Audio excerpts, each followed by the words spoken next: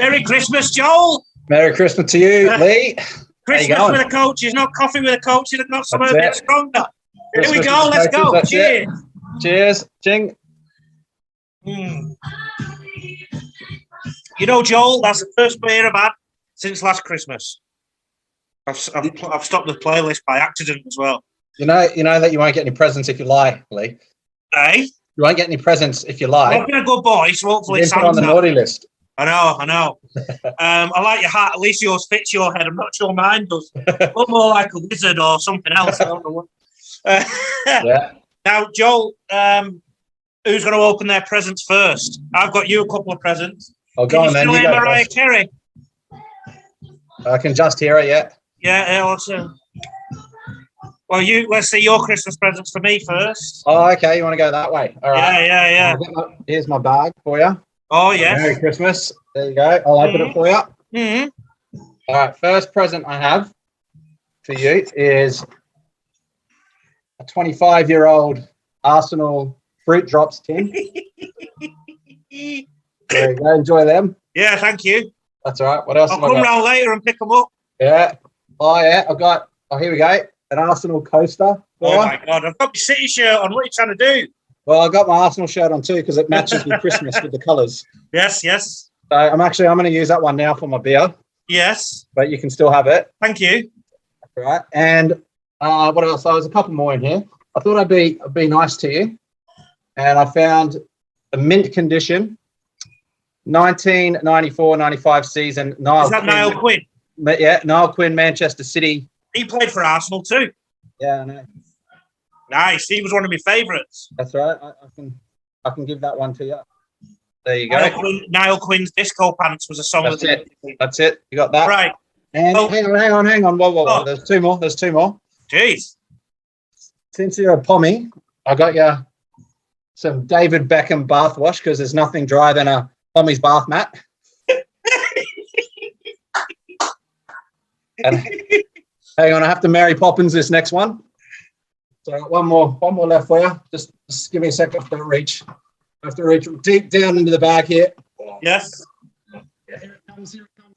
Oh, you're about to take your shit. Oh, yeah. It's a cricket bat and ball for you, mate, because I think that you're a shoo-in. If you do a little bit of practice, you'll make the Boxing Day test for the I reckon the Boxing Day test I'm in. Thank you, Joel. But I've included the ball as well as the bat because I think you're a shoo-in for either discipline. Thank you very much. No worries. Enjoy. So, anybody who knows me well, Joel, knows that I like to buy books for Christmas for people. Right. Okay. Yeah. So you've been getting stressed a bit on Coffee with the Coaches sometimes. About your coaching decisions that have been made by governing bodies and all that. So I've got your book here, Reinventing the Body and Resurrecting the Soul, from Deepak Chopra. And he was also the author of The Third Jesus. That's who was the second Jesus? you. I also noted that when you tried to talk about rugby league on Coffee with the Coaches, you didn't have a Scooby-Doo what you were talking about. You were talking about Cameron Smith and Billy Slater still playing. So I've got your book. Yeah, well, that was the best era. I've got your book on the history of Queensland Rugby League. It's called The Centenary of the Greatest Game Under the Sun. There you go. So that'll struggle to get in your sack because it's quite heavy. And then the third and final book, because you're a footballer, you don't know anything about gaining muscle or anything like that. Oh, yeah, sure. The book of muscle. There you go. Well, I have still been paid for the photo shoot for that title. For that all book. Right. The next song's on. Can you hear it? Slightly. Listen, who would watch the Queen if they can watch us too, eh? Is the Queen talking right now? Probably. I don't. Do you mean talking on TV or just talking in general? No, yeah. On TV, of course. Yeah. We do. Forgive the pun, but we do have to talk a little bit of turkey. So first of all, forget the Queen. I mean, this is the Christmas message that you want. Christmas with the Coaches. Yeah, I'm having. I'm just. Don't my laptop. Give me 3 seconds. It's going to disappear. My laptop's not charging for some reason. Give me 3 seconds. I should have bought you a charger for Christmas. There we go. It helps when you plug it You're in. all good now? All good. All good. I think Christmas is a good time to reflect on things, Joel. Yeah. And when it comes to the NRL, I mean, it's been a year of the head highs at Magic Round. The discussion about conferences in the NRL. Yeah.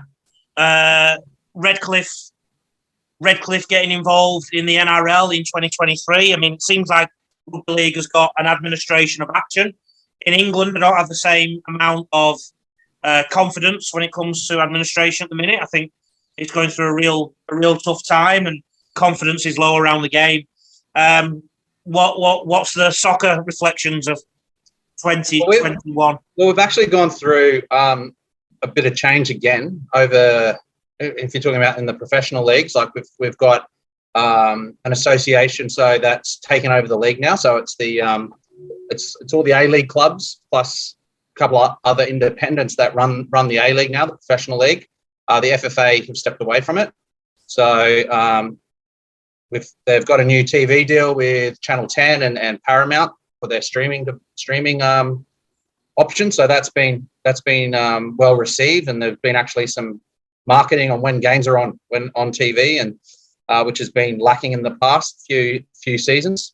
So there's been some positive movements that way. They've just also signed the league has just signed a deal with an American some sort of big American business that bought like 49% of the shares in the A-League for about $350 million or something. So they've just got a bit of a cash injection, the A-League. So it's all looking positive in terms of that side of things for the professional league. And in Football Queensland have made some structural changes as well, and been able to reduce the cost for registrations a little bit. It's nothing significant, but at least it's something by streamlining the game a bit more, taking out the middle management of some of the regional admins like Football Brisbane and the like. So it's come under all of Football Queensland like it used to be. So it's heading in the right direction, and we've got proper promotion and relegation in the state league from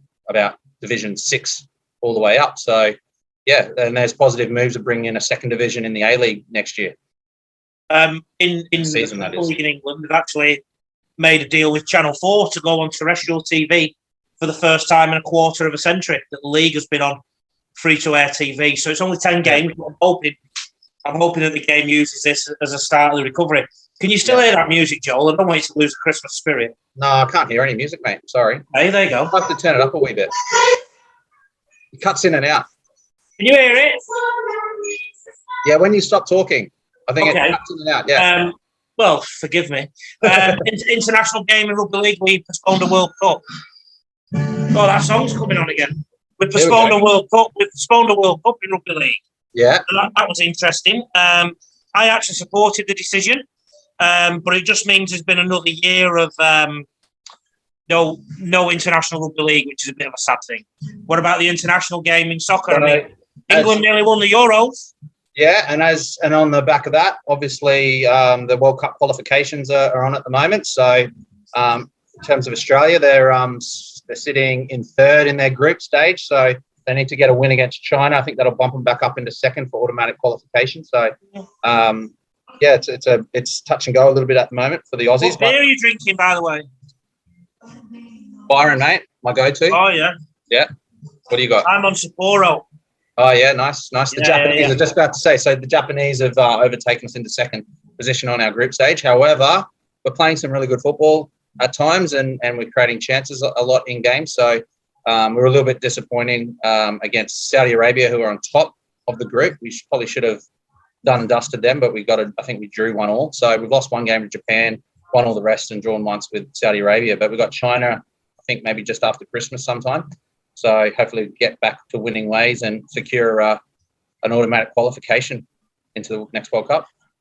Community game in Rugby League. I think this is the first year that I've heard clubs talk about schools. This is up in Queensland I'm talking about. Schools sort of overtaking a little bit in terms of, I want to choose my words carefully here, but I suppose training methods and choice leisure choice.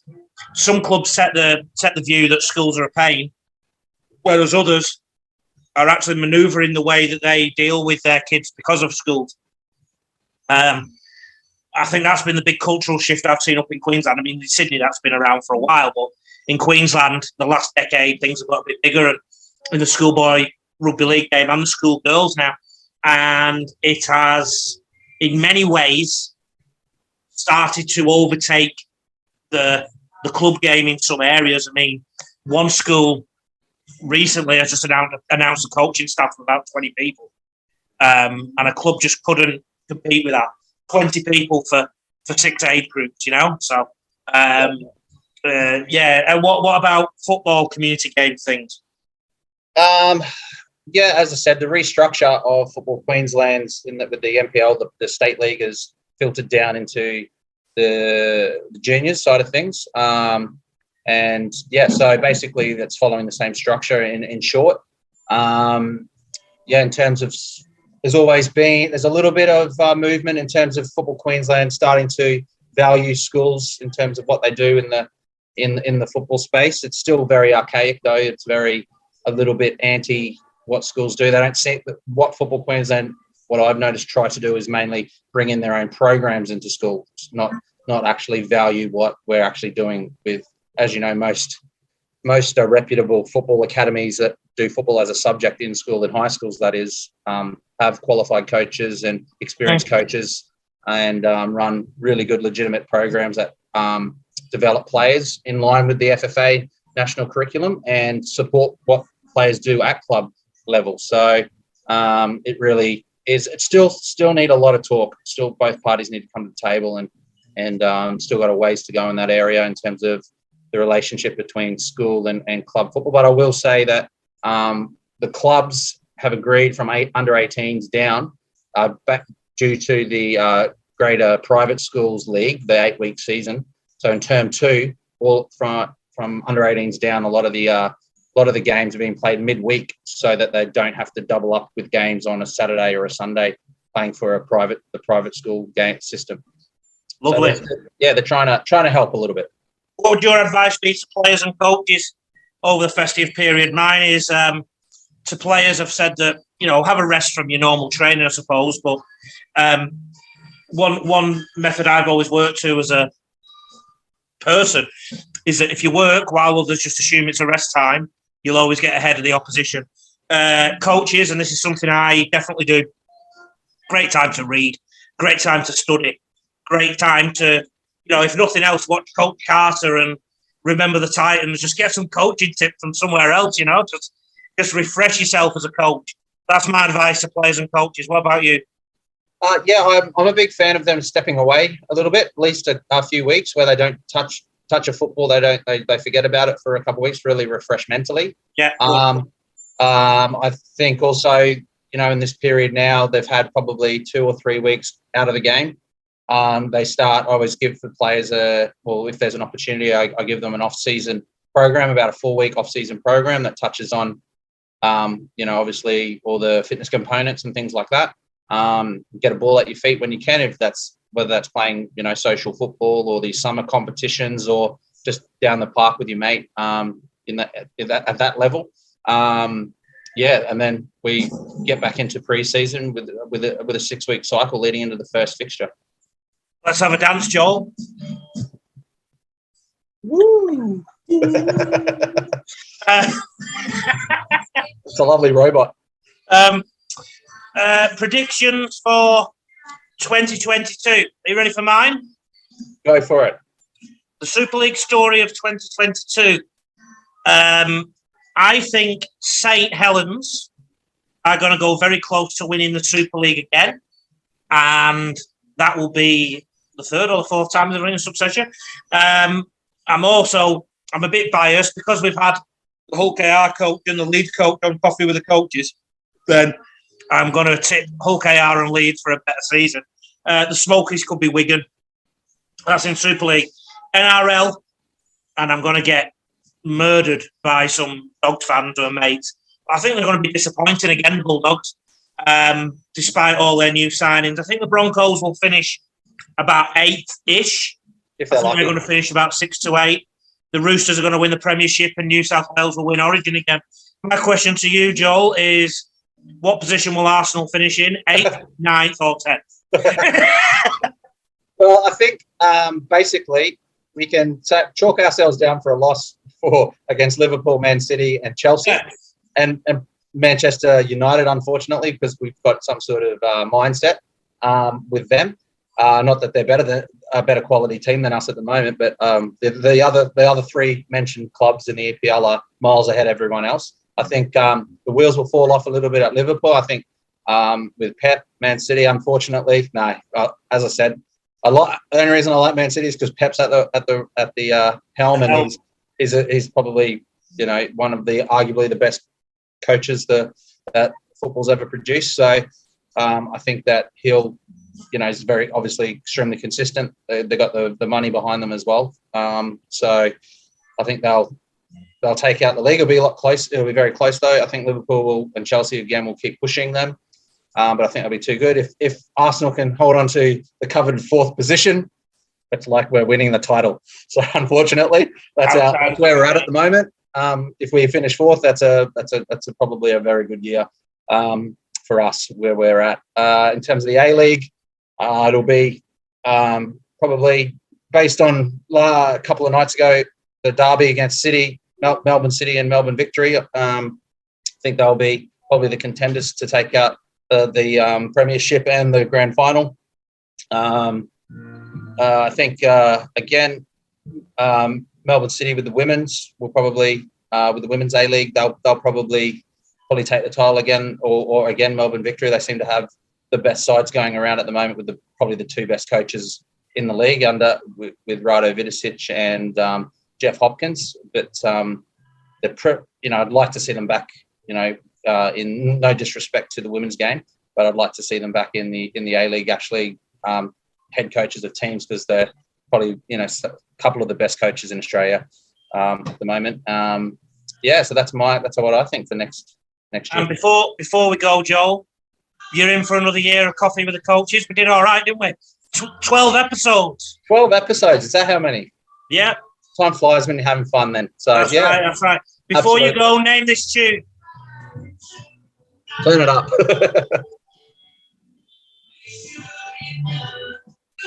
No good? No good. It's a lot of feedback. Slade. Merry Christmas, everybody. Did you not get that in Australia? No. Or I'm too young.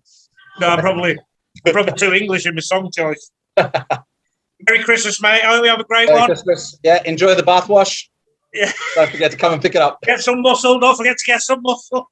Mate, it's all there. Look at that. Woo! See you, mate. See you, buddy. Take care. You too. Bye. How good? That was good. I don't know.